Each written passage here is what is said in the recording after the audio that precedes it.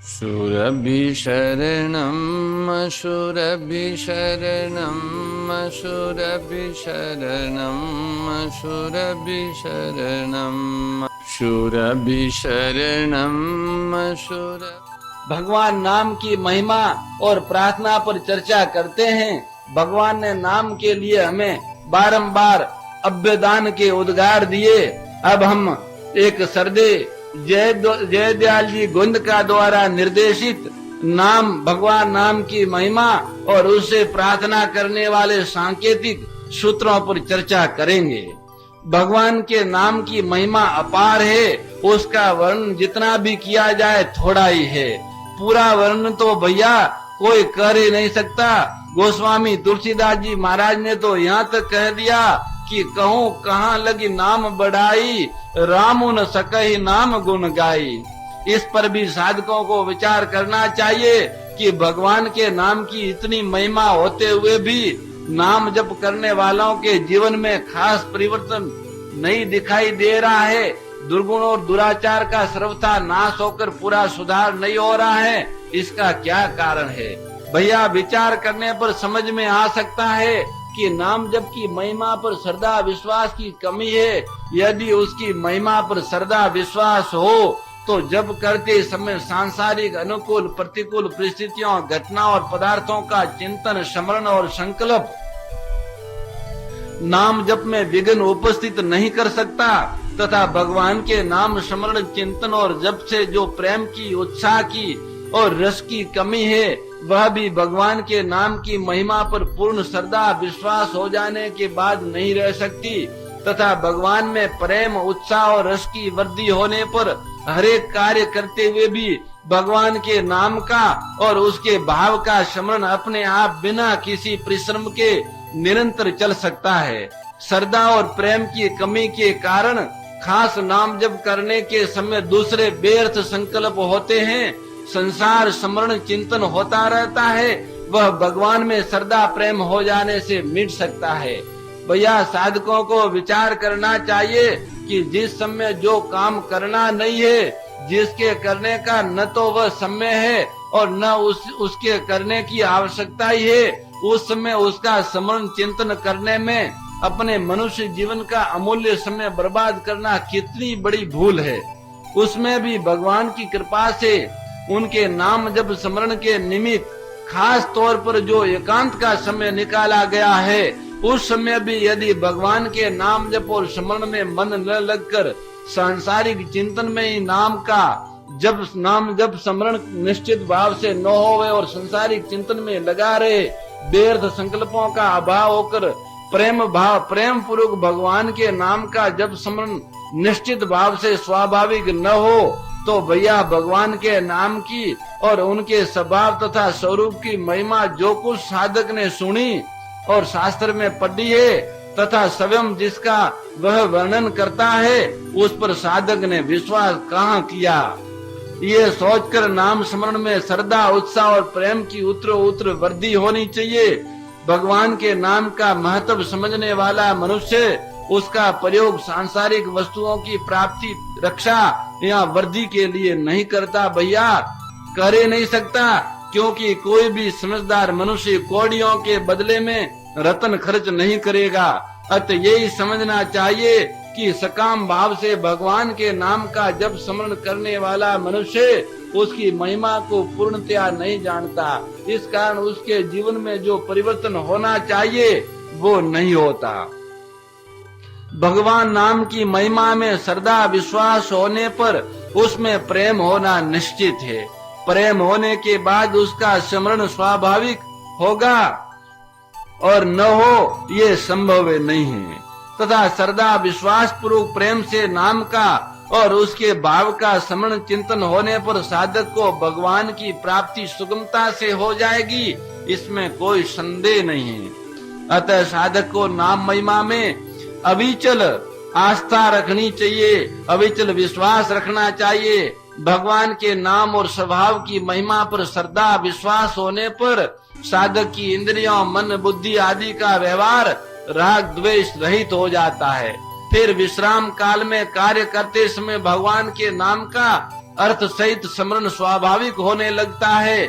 परंतु जब तक मनुष्य भैया सांसारिक सुखों में फंसा रहता है, तब तक उसका विश्वास भगवान के नाम स्मरण में न होकर संसार में ही बिखरा रहता है।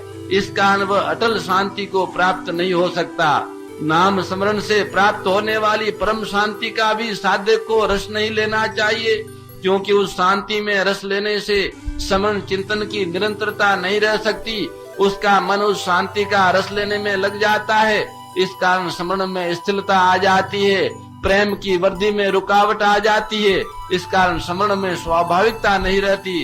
कर्तव्य कर्म भी उस कार्य को भगवान का समझकर उनकी प्रसन्नता के लिए निष्काम भाव से सुंदरता पूर्वक पूरी शक्ति लगाकर ही करना चाहिए।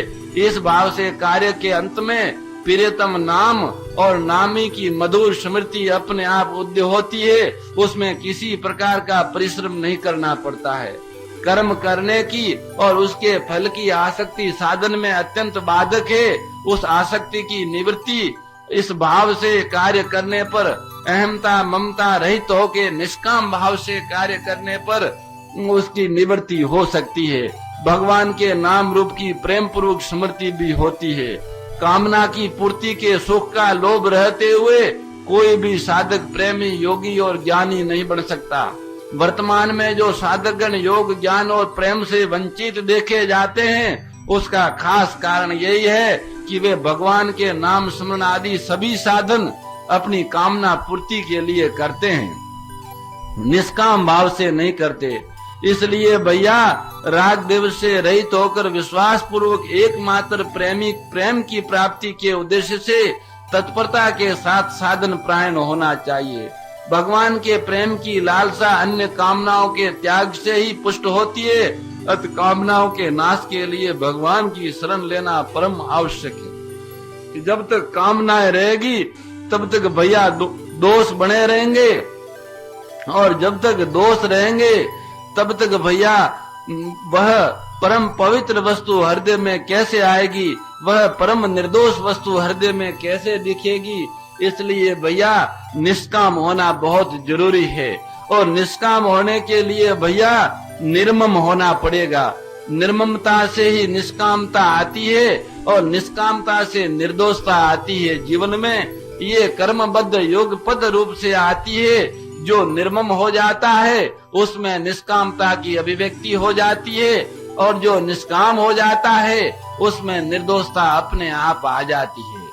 भैया निर्मम होने के, निर्ममता ने ही हमें बांध रखा है, ममता ने हमें बांध रखा है। ममता के त्याग से भैया अपने आप निष्कामता आ जाती है। हमने प्राप्त वस्तुओं में ममता कर रखी है, और उसकी सुरक्षा के लिए, उसको बचाए रखने के लिए रात दिन लगे हुए हैं, तथा अप्राप्त वस्तुओं की प्राप्ति की ममता का चिंतन निरंतर करते रहते हैं। तो प्राप्त वस्तुओं की रक्षा और अप्राप्त की प्राप्ति के लिए जो रात दिन चिंतन होता है, वह भैया ममता का ही परिणाम है।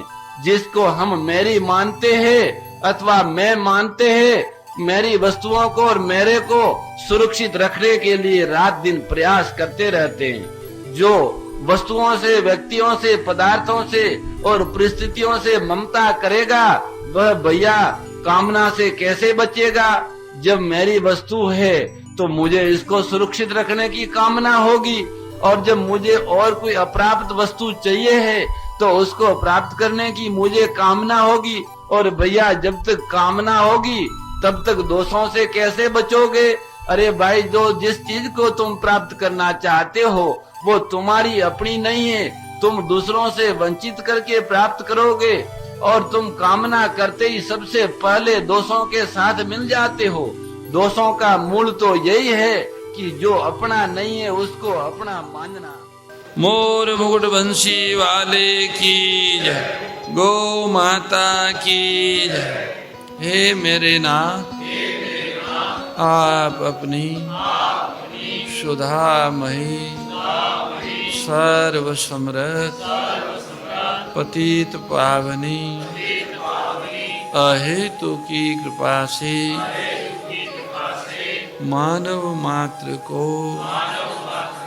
विवेक का आदर तथा बल का सदुपयोग करने का सामर्थ्य प्रदान करें एवं हे करुणा सागर आप अपनी अपार करुणा से